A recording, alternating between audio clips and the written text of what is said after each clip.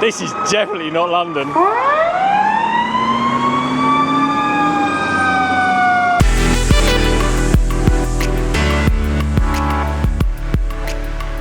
Hey everyone, hope you're all safe and well. So I'm pretty excited because today's my first day here at Chicago, and yesterday I arrived on the back of a flight from Heathrow, and the flight was actually totally fine. It was probably about 7.5 hours long, probably left about half an hour late as well. And then we arrived in good time too, and the actual flight itself was totally fine. It was a little bit cramped in all honesty. It was a proper chock-a-block flight, but that was totally fine. And then arrived here via getting an Uber cab from the airport. And then once I got here, kind of got here roughly, like I say, about 2 o'clock. And then within an hour, after sort of freshening up and just sort of dumping my bags here, I met up with TJ, which of course you'll always see on London Calling, and of course you'll see him over on Twitch as well. So the first place he took me to was the Discovery Centre here in Schaumburg, which is kind of roughly around that way, that kind of direction over there. I think that's about right anyway, sounds good. But anyway, so that aside, we went there and you had this great big giraffe out the front of it, which I thought was kind of quite reminiscent of Toys R Us. And that happened to be like the first ever Discovery Centre I've ever been to. I know there's one up in Manchester, but I've never actually been in it. But anyway, that aside, so we went inside and just kind of looked around, and it was quite a bit weird because it's kind of like a Lego store, but not really a Lego store. And price-wise, the prices were a little bit higher than normal, probably only about 5%, nothing serious. But what I did get though while I was there was this, about $7 I think I paid for it. There we go. I think it's called the Baby Gorilla Encounter, which I always struggle to get good poly bags over in the UK. I really enjoyed poly bags, and occasionally I even do sort of kind of pop-in poly bag reviews. Haven't done one for a little while.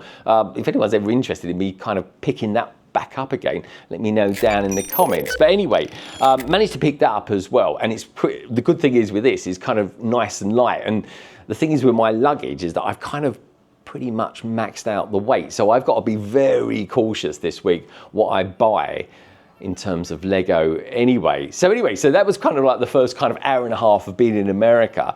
And then he took me around to the Woodfield Mall to go to the kind of the proper licensed Schaumburg Lego store. And that was really nice. The actual mall itself was lovely looking, it really was. And the store, well, the store size-wise, it kind of reminded me of the Stratford one in London. Really nice store, really helpful people in there as well. And one of the guys we were talking to was really into his Ninjago. We were checking out some of those new Ninjago sets in there as well, which I think looks brilliant, especially that temple as well.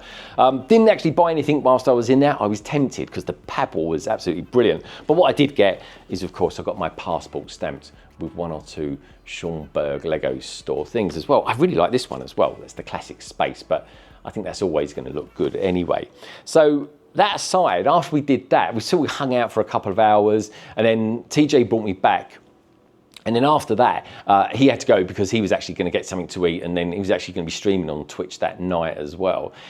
And then I just kind of came back up the escalators here in the hotel, and I know I bumped into Lego Team B, otherwise known, of course, as Justine and Chris from Down Under in Australia. So it was really good to see them. So we kind of just were chatting for about half an hour or so, and they were just going out for dinner, and they sort of said, "Oh, do you want to tag along?" And I thought, well, yeah, I'm actually starving. I haven't eaten any lunch or dinner or anything like that. And of course, London is kind of 6 hours ahead of Chicago. So I'm trying to I wanted to sort of stay awake as late as I possibly could and then sleep as well as I could, or at least that was the theory. And I didn't do too bad, actually. I slept for 6 hours last night. I was up this morning at 5 o'clock.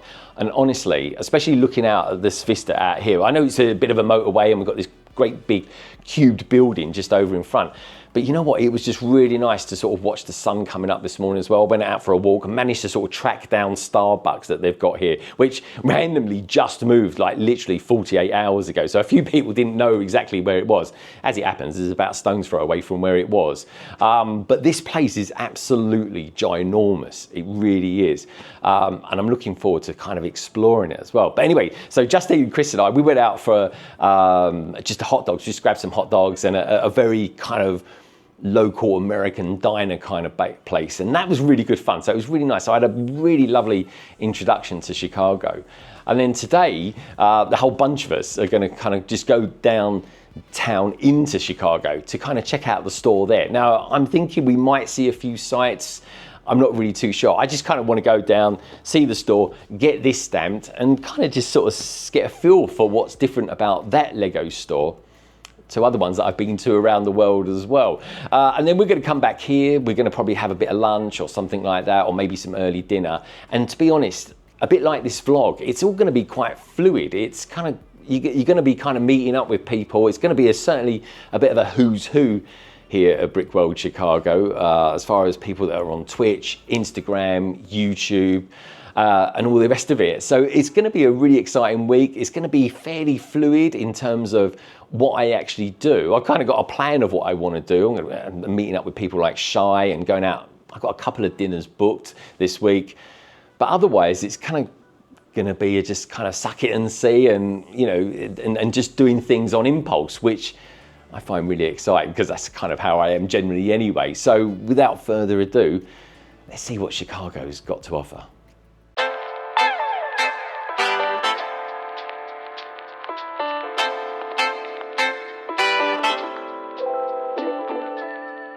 But what was it like? So how long had you been on Lego Masters, done all the filming before you kind of went back into the real world again? I lasted a third of the way, which would have been about 2 weeks, because the entire production takes 6 weeks. Once they start, we had COVID, so there was some isolation time before all that, but once they start the production, it takes about 6 weeks from beginning to end. Oh. And what was your expectation before you went in to try it and do it? Did you like seek any advice from any of the season 1 guys? I didn't ask for advice. I did get advice, which was good. I wound up,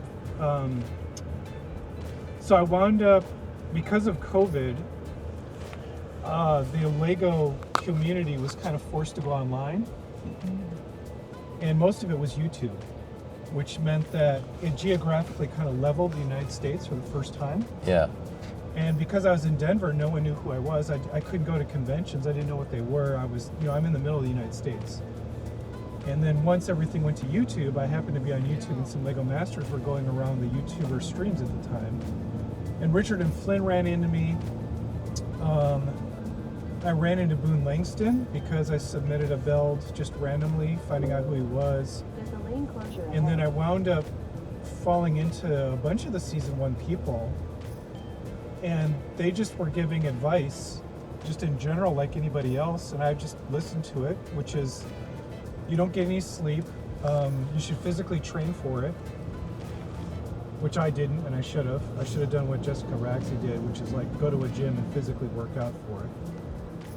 I knew it would be emotionally tough, I knew it was psychologically tough. That's interesting, because I've never actually heard anyone ever allude to that from the shows. But I can imagine it would be physically demanding because you're kind of running to and from the brick pit. Yeah, it's much more physically demanding than I would have thought. Like if you have some medical condition, or you can't do, a decent bit of hiking or jogging, I wouldn't recommend it. And they'll probably screen you out too, because it's not going to work well for the production or yourself. Yeah. And so yeah, it's extremely physically demanding. My feet were just trashed after every day. Some people had a lot of lower back aches from leaning over the table. And then you don't get any sleep. So why is that? Are you kind of thinking what could be happening the next day? No. So you have to be. So the average. So for season 2, our average, we figured out at the average day, and it can go longer or shorter. But the average day is you need to be camera ready at 4 a.m. and you'll get back to where you stay at around 8 at night. That is a demanding day. Yeah, well, you have to shower and take off all your makeup and all that stuff. So you subtract an hour or two, and some people want to practice, which is even worse. But yeah, a lot of times you're only getting 4 to 6 hours of sleep. Here we are, Chicago Lego. Wow, this is a big store. It's pretty cool.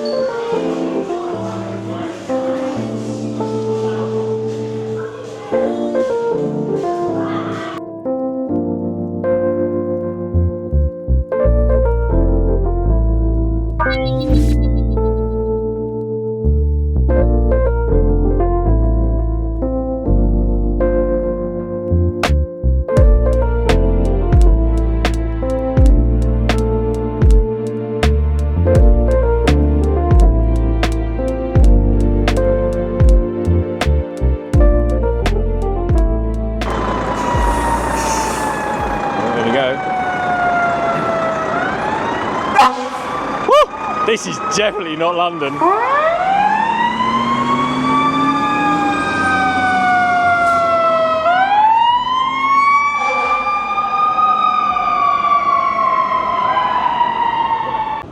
How cool is that fire engine? Honestly, I just want to go back now to the hotel and build a Lego fire engine. It'd be pretty cool. Never know, might even be one up for sale in the convention. But anyway, went into the Lego store, did a quick pan around, but unfortunately the Lego store manager came over to us and said, for that particular store, they don't actually allow anyone to do any filming in there. But anyway, we obviously had a look around and that. Really, really lovely display outside. Absolutely beautiful that was. Kind of showing off some main buildings, none of which I can't see around here at the moment. We're down at kind of street food market stores at the moment, and we've been eyeing up some burgers that look really, really nice. But yeah, couldn't do any filming in there, which is a bit of a bummer. But we're just kind of moseying around there and kind of just following our noses all around Chicago.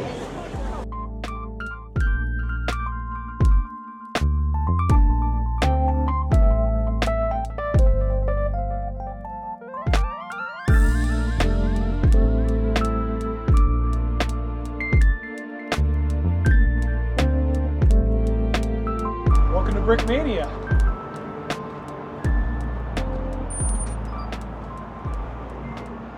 So I'm here with Trevor. Trevor, tell us a little bit about you and Brickmania. So Brickmania, well, I'm the store manager here at Brickmania Chicago here in Schaumburg, Illinois. The store is actually celebrating we're celebrating our 8th anniversary this Saturday. Oh, wow. So we do have some festivities planned for this Saturday. But Brickmania exists primarily because Lego does not do a military theme.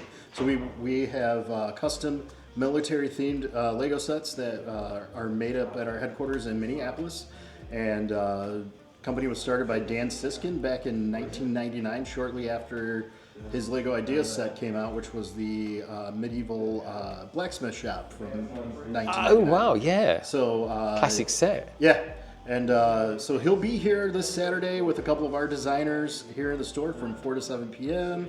Little meet and greet, free pizza, and yeah. So. Oh, I'm definitely down for coming down to that. It's really weird because we've been here in literally like 24 hours, and we just know it's going to be one of these things that, okay, you can kind of anchor in a few things that you're planning, yeah, but on the whole, it's going to be quite a fluid sort of thing. Yeah. Can you give us show me an example of something that you guys do, like one of your sets? Any on display or anything like that? Yeah, if you want to come over here, we actually have these display cases back here. These 4 display cases right here are current production by Brickmania. So we have our classic line is all in this case here. So anything with this actually is kind of just a throwback to designs from 20 years ago. Brickmania kits, all yellow head figures, and how Brickmania used to look and how our kits started. It's pretty cool to see that, yeah. And then the evolution when we come into these 3 cases. I love over this. Here. Einstein. Yeah, so Einstein is actually a newer one. That was designed by Amanda, one of our very talented designers. I was going to say, that's a beautiful print on his kind of torso area. Yeah, and we do UV print on all of our figures and on our kits as well. Very, very minimal on stickers, so I know a lot of people love that. Because placing a sticker can be quite a task. There is a technique to it. Yeah. There's definitely a technique to it that I use. Now this one has got, I think, this has got some Indiana Jones vibes going on about it. Tell me a little bit about this. So that is the experimental wing from World War II. Yes, it's kind of a parody on a beloved Hollywood favorite.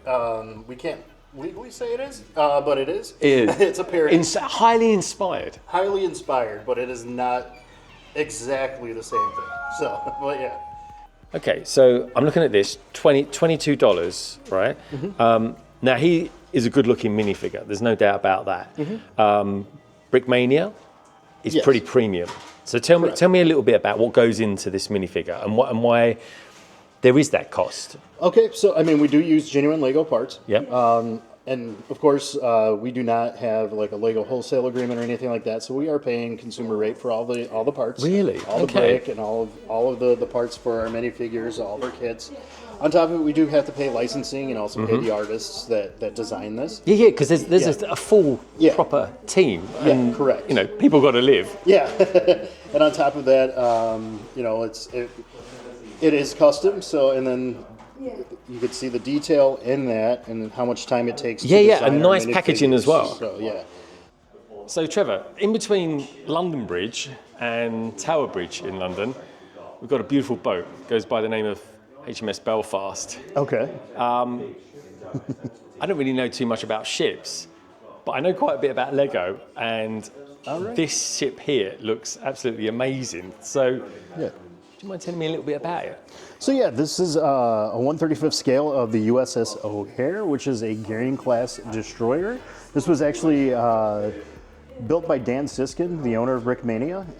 He took him about 2.5 months to do with a team of a couple other hands were involved with it as well.